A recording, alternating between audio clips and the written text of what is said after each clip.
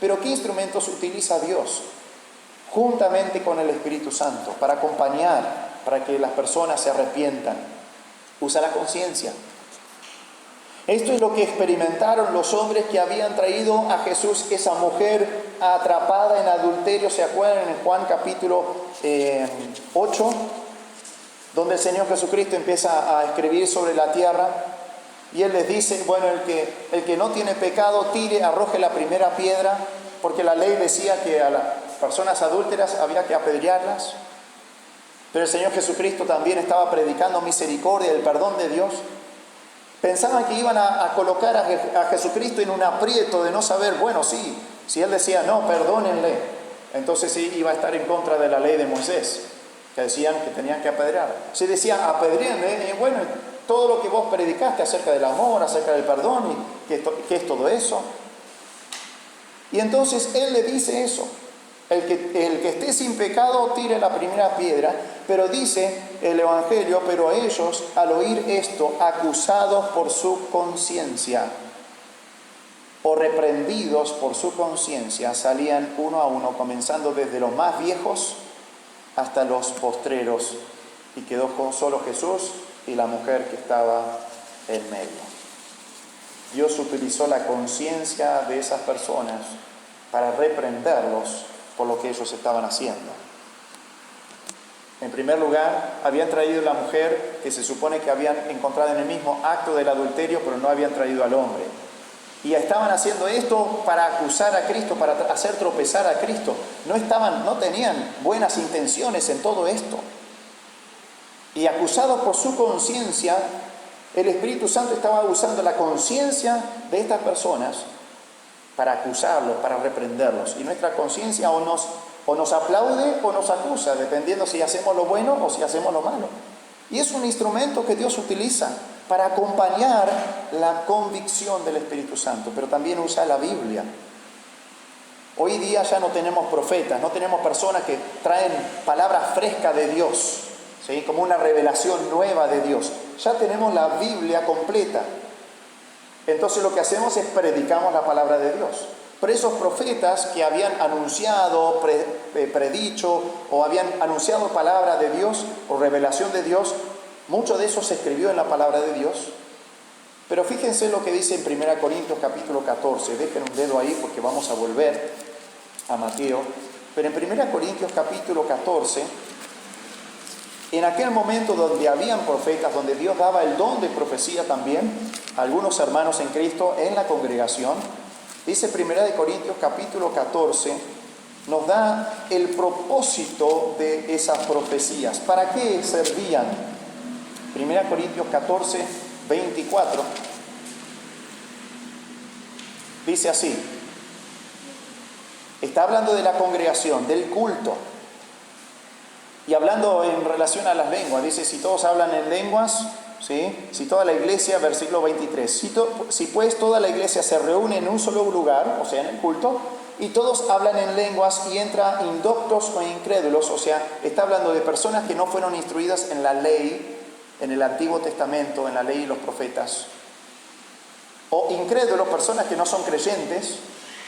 Dice, no dirán que estáis locos, escuchan a todos hablar en lenguas, en diferentes idiomas, no entienden nada, y dice, estos están medio chiflados.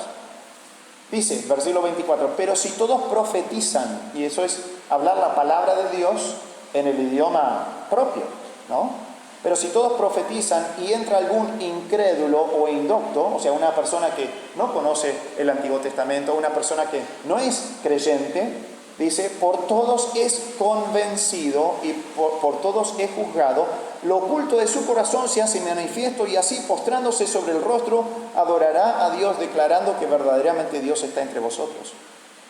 Fíjense que dice, por todos es convencido. Esas personas que están dando la palabra de Dios convencían a la persona de su pecado, de que estaba alejado de Dios, que necesitaba al Salvador. Dios estaría utilizando entonces su palabra para convencer. ¿No te ha pasado que lees la Biblia y de golpe sentís algo profundo en el corazón que te muestra que estás mal, que estás haciendo algo malo? Ok, cometiste un pecado que no te diste cuenta en ese momento o no lo estás reconociendo y ahora te está, ¿sí?, como clavando una estaca en el corazón. Es la palabra de Dios, el instrumento que Dios está utilizando para traer esa convicción, juntamente con el Espíritu Santo y nuestra propia conciencia. Así que ese es otro instrumento que Dios utiliza para convencernos, para traer esa reprensión. Es más, cuando nosotros vamos a reprender al hermano, llevemos la palabra de Dios, no nuestra opinión. Y luego el otro instrumento que Dios utiliza es otro creyente, basado en este texto y en muchos otros del Nuevo Testamento. Está enseñado en este versículo, en Mateo 18:15, pero también en otros lugares del Nuevo Testamento que también vamos a estar viendo a lo largo de este mensaje. Así que esa es la base bíblica, la base teológica de la reprensión, es porque está en sintonía con el corazón de Dios. El Padre no quiere que nadie se pierda, esa es su voluntad. El Hijo dejó el cielo para venir a buscar lo que se había perdido, y el Espíritu Santo constantemente está trayendo reprensión o convicción, y nosotros tenemos que estar en sintonía con eso, porque eso es lo que Dios quiere. En segundo lugar, el segundo aspecto es la circunstancia de la reprensión. Volviendo a Mateo capítulo 18, dice en el versículo 15, por tanto, si tu hermano peca contra ti, esas son las circunstancias de esta reprensión. El pecado es lo que se reprende, no una diferencia de opinión.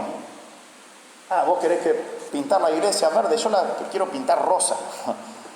Esa es una opinión, ¿sí? Vos tenés tu devocional a la noche, yo la tengo a la mañana. Eso es una opinión, aunque hay fuertes ejemplos de tener el devocional o tener la lectura bíblica, tener el tiempo del Señor a la mañana. Hay buenos ejemplos en la Biblia. Pero no estamos hablando de tener una diferencia de opinión, sino de un pecado. ¿Se entiende, no? Entonces, esta palabra, el que peca, esa palabra pecado, significa literalmente errar al blanco. Como alguien que es un arquero, que está tirando un arco y flecha, una flecha, y tira y no le da al blanco. Erra. Figurativamente es errar moralmente. No, yo no soy buen arquero, yo no le daría el blanco, ¿no? De un blanco tirando un arco y flecha, o ni un rifle o algo así. Pero en la vida espiritual necesitamos apuntar a la gloria de Dios, y cada vez que erramos a esa gloria de Dios estamos errando al blanco, estamos pecando. Proverbios 10:12 dice esto: el odio despierta rencillas, pero el amor cubrirá todas las faltas. El amor verdadero tiene la capacidad de cubrir todas las faltas, y lo hace de dos maneras. La primera manera en que el amor cubre faltas es dejándolas pasar. ¿Qué sucede cuando alguien comete una falta contra mí?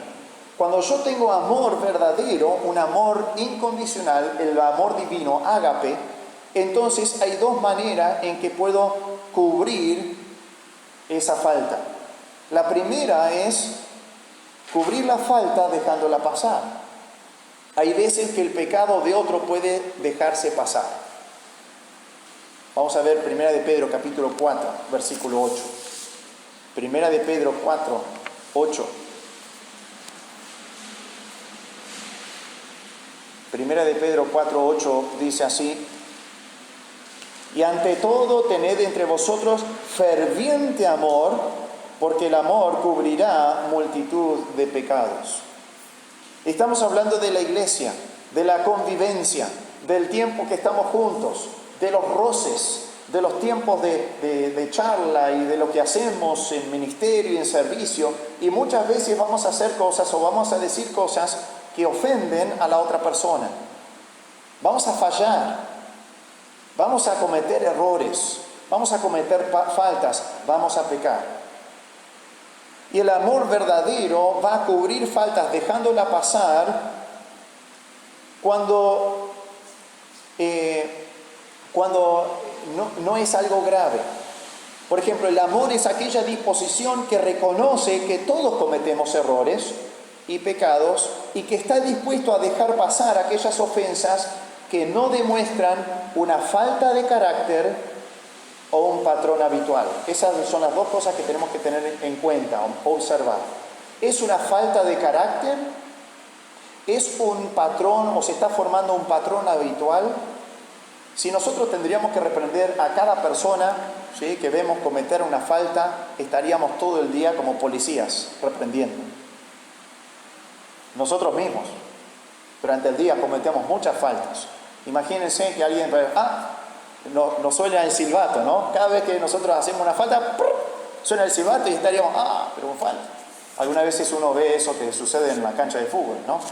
Hay referís que están encontrando faltas hasta donde no hay. Pero eso es lo que sentiríamos si es que el amor no podría cubrir multitud de faltas. Pero el amor va a poder determinar y diferenciar, y tiene una disposición que si no es una falta grave, si no es una falta de carácter o si no es un patrón habitual, lo puedo dejar pasar porque seguramente que se le pasó desapercibido, no se dio cuenta, no era su intención cometer esta falta y seguramente que no va a ocurrir de vuelta y lo puedo dejar pasar. No ha habido problemas o consecuencias graves por ese pecado. Por ejemplo, uno de los miembros de la familia tiene la responsabilidad de sacar la basura todos los días.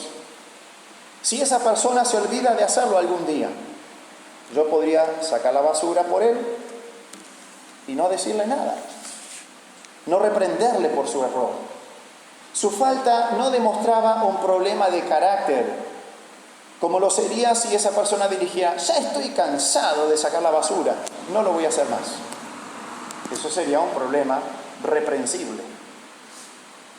Tampoco está formando un hábito o un patrón como lo sería si ya es la tercera vez en la semana que no saca la basura.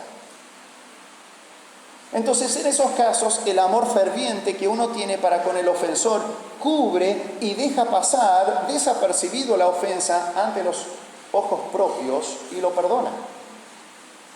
Lo deja pasar.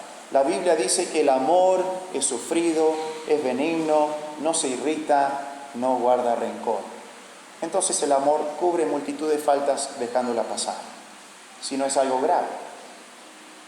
Así que en los casos que no se trata de una falta de carácter y el ofensor no está desarrollando un patrón pecaminoso, el amor que le tenemos nos va a llevar a perdonar la falta, a dejarlo pasar sin confrontar al hermano.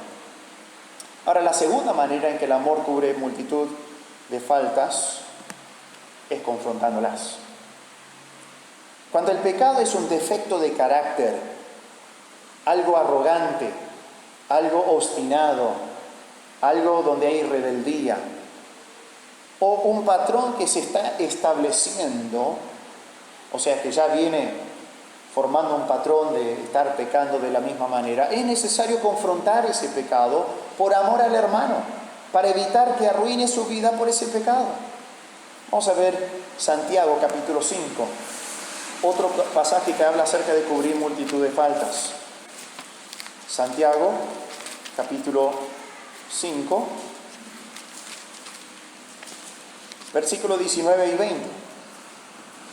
Santiago 5, 19 dice, hermanos, si alguno de entre vosotros se ha extraviado de la verdad y alguno le hace volver, ¿de quién están hablando? De un hermano en Cristo, ¿sí? Un hermano, un creyente, se extravía de la verdad y otro hermano lo ve, dice, y si alguno le hace volver, sepa que el que haga volver al pecador del error de su camino, salvará de muerte un alma y cubrirá multitud de pecados. Ahora, obviamente fue a reprenderlo y a restaurarlo. Esa persona no dejó pasar, no dejó desapercibido, sino confrontó el pecado, pero confrontando el pecado, la idea era para cubrir multitud de faltas. ¿Y cómo es eso? En este caso, cuando el hermano se está alejando de la verdad y está cometiendo pecados que pueden arruinar su vida, necesita un hermano maduro que lo ame suficiente para mostrarle el error de su camino, para que se arrepienta y vuelva a la comunión y la obediencia al Señor. Y cuando hay verdadero arrepentimiento, Dios es fiel y justo para perdonar sus pecados y limpiarlo de toda maldad, y así es cubierto con la sangre de Cristo su falta. Y uno puede cubrir multitud de faltas de esa manera. Todos estos pecados acumulados, esta lejanía de Dios, pero al arrepentirse y volver, uno está siendo un instrumento para que esos pecados estén bajo la sangre de Cristo, y también los pecados postreros que hubiera cometido si seguía en esa misma vía. Entonces podemos cubrir, el amor va a cubrir multitud de pecados, dejando pasar aquellos pecados que no son graves o que no son una falta de carácter o no son un patrón habitual, sin reprenderlos, porque lo más probable es que no vuelva a ocurrir. O el amor cubrirá multitud de pecados cuando se arriesga a reprender al hermano para hacerlo restaurar y obtener el perdón del Señor. Eso es entonces la circunstancia de la reprensión.